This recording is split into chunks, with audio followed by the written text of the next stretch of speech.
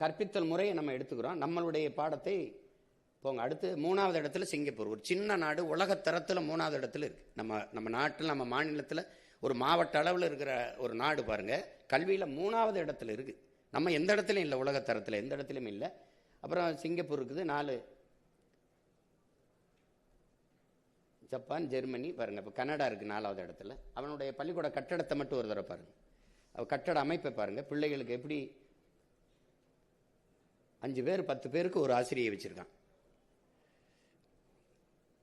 எதுல ரொம்ப கவனம் செலுத்திருக்கணும்னா கல்வியிலையும் மருத்துவத்திலையும் தான் ரொம்ப கவனம் செலுத்தணும் ஒரு நாடு. அதுக்கு தான் அதிக கவனம் எடுக்கணும். அடுத்து 5வது இடத்துல ஜெர்மன் இருக்கு. அவங்களோட பள்ளி கட்டிட அமைப்புகளை பாருங்க. அவன் 6 வயது தான் சேர்க்கிறான் ஒன்னாப்புல. இப்போ எல்லாத்தையும் இது பார்த்து நம்ம என்ன செய்யறோம்னா, நம்மளும் அரும்பு மொட்டு மலர்னு எடுத்துக்கிறோம். 3 வயதில் பிள்ளைக்கு அழைக்கிறோம். அப்போ அரும்பில் சேர்க்குறோம். மொட்டு மலர்னு 3 வகுப்பு இருக்குது. அது 3 வயசுல 6 வயசுல தான் நம்மளும் ஒன்னாப்பு சேர்க்குறோம். இப்போ இந்த தரத்துக்கு நம்மளால் கொண்டு வர முடியுமான்னு உங்களுக்கு ஒரு ஐயம் இருக்கும்.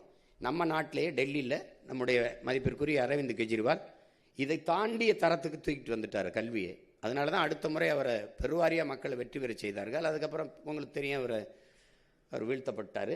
அவருடைய பள்ளிக்கூடத்தை பாரு, நட்சத்திர விடுதியெல்லாம் தூக்கி சாப்பிட்ற அளவுக்கு பண்ணிட்டாப்புல. உலக தரத்துக்கு கொண்டு போயிட்டாப்புல கல்வி.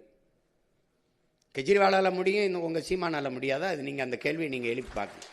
பாருங்க, இந்த பாருங்க, கேரளாவில் நம்ம ஐயா பினராயி வர்றதுக்கு முன்னாடி அங்கே தனியார் பள்ளிகளுக்கு இப்போ கல்லூரிக்கு ரொம்ப மதிப்பு இருந்தது. அவர் நம்ப முடியாதா பாருங்க, 30 விழுக்காடு மாணவர்களை அரசு பள்ளி கல்லூரிக்கு திருப்பிட்டாப்புல. அவரால் முடியறது உங்கள் பிள்ளையால் முடியாதா? நம்ம நாட்டில் நீங்கள் என்ன ஜெர்மனை சொல்கிறோம், அது ஃபின்லாந்தை சொல்கிறான்னு நினைப்பீங்க. நம்ம ஊர்லேயே இருக்கு. இந்த பாருங்க, கேரளாவை பாருங்க, சிறந்த கல்வியை தரத்தை உயர்த்திட்டாப்புல, பள்ளிக்கூடத்தை கொண்டு வந்துட்டாப்புல. நீங்கள் எழுதி வைங்க, நான் வெட்டி பேச்சுக்கு பேசலை, சும்மா பேசலை. நான் வருங்க, நாங்கள் மெதுவாக வருவோம், ஆனால் எல்லாருக்கும் பொதுவாக வருவோம். ஆபரமா லிங்கம் சொல்கிற மாதிரி நான் மெதுவாக வருவேன், ஆனால் ஒருபோதும் பின்னடைய மாட்டேன், பின்னோக்கி போயிட மாட்டேன். புரியுதா?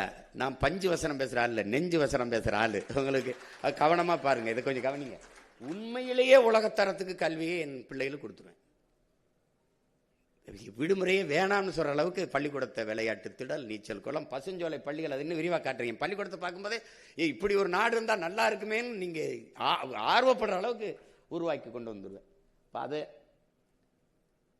அதுதான் நம்முடைய கனவு. அடுத்து மிகச்சிறந்த கல்வியை நம்ம கொடுத்துட்றோம்.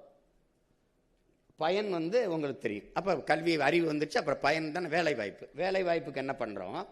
நிலமும் வளமும் சார்ந்த தொழிற்சாலைகள் வேலை வாய்ப்புக்கு போயிடுறேன். இப்போ நிலமும் வளம்னா எப்படி? இப்போ நான் என்ன செய்யறேன்னா, ஏற்கனவே இருக்கிற நச்சு தொழிற்சாலைகளை எடுத்துறேன். அது என்ன செஞ்சிருது? நான் இங்கே பாருங்க, இது கற்பனை இல்லை, நீங்கள் எதை நினைக்கிறீங்க? நிலத்தையும் வளத்தையும் காற்றையும் நீரையும் அப்படியே நஞ்சாக்கிடுது. காற்றை மாசுபடுத்திடுது, நீரை நஞ்சாக்கிடுது. நிலத்தடி நீரெல்லாம் மஞ்சளாகி இதாகிடுது, யுரேனியம் கலந்து. இப்போ ஒரு தொழிற்சாலை வருதுன்னு வச்சுக்கோங்க. இப்போ சிப்கார்டு வருது. சிப்கார்டு முதலாளி யார் உங்களுக்கு தெரியாது.